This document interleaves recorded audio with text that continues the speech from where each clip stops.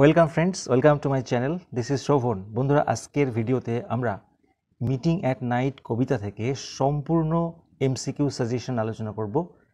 এই 20টি এমসিকিউ তোমরা অবশ্যই পড়ে যাবে, এর বাইরে আশা করছি কিছুই আসবে না।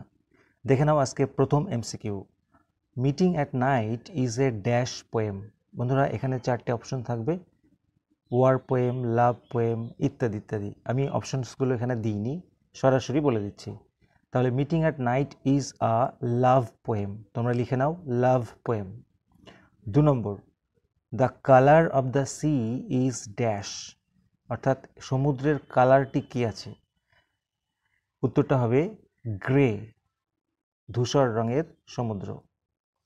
3 number, the colour of the half moon, অর্ধচন্দ্রের যে কালার, সেই হাফ মুনের রঙটা কি আছে? Yellow. 4 number, the land is dash. বন্ধুরা, ল্যান্ড মানে তটভূমি বা স্থলভূমিকে কিভাবে বর্ণনা করা হয়েছে?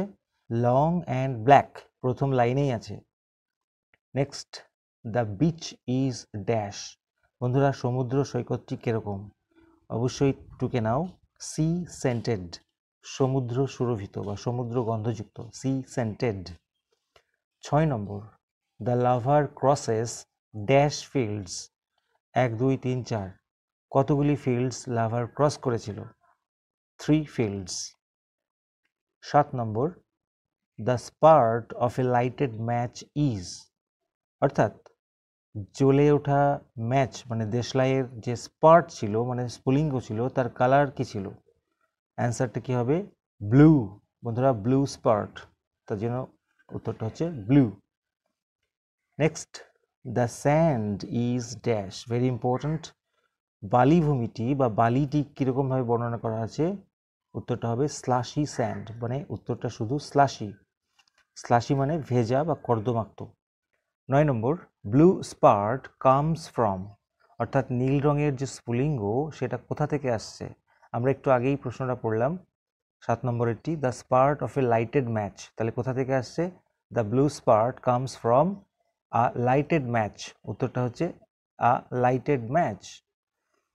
তারপরে 10 number, the yellow half moon is dash, হলুদ রঙের অর্ধচন্দ্রটি কিরকম?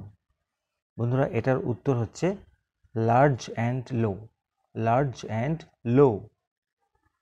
11 number, very important, a tap at the pane was given by dash, অর্থাৎ জানলার সার্সিতে টোকা দেওয়া হয়েছিল কার দ্বারা? কে দিয়েছিল? আমরা প্রত্যেকেই জানি, দ্য লাভার, উত্তরটা হচ্ছে দ্য লাভার। বন্ধুরা, যারা এখনও টেক্সট পড়োনি, ডেসক্রিপশন বক্সে লিঙ্ক দেওয়া থাকবে, বাংলায় লাইন ধরে ধরে টেক্সট পড়ানো আছে, তোমরা অবশ্যই দেখে নিও।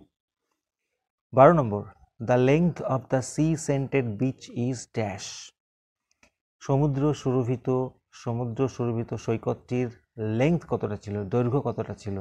বন্ধুরা, এ মাইল বা 1 মাইল, 1 মাইল। ভেরি ইম্পর্টেন্ট একটা line, and a voice less loud, একটি কণ্ঠস্বর কম জোরালো। The voice belongs to dash, এই ভয়েসটি কার ছিল? অ্যান্সারটি হবে দ্য লেডি লাভ, অর্থাৎ প্রেমিকার। Then the two hearts beating each to each, দুটো হৃদয় বিট করছিল ইচ টু ইচ, পরস্পরের প্রতি। এক্ষেত্রে the two hearts belong to, এই দুটো হৃদয় কার ছিল? উত্তরটা কী হবে বন্ধুরা? The lover and the lady love, the lover and the lady love, মনে রাখবে।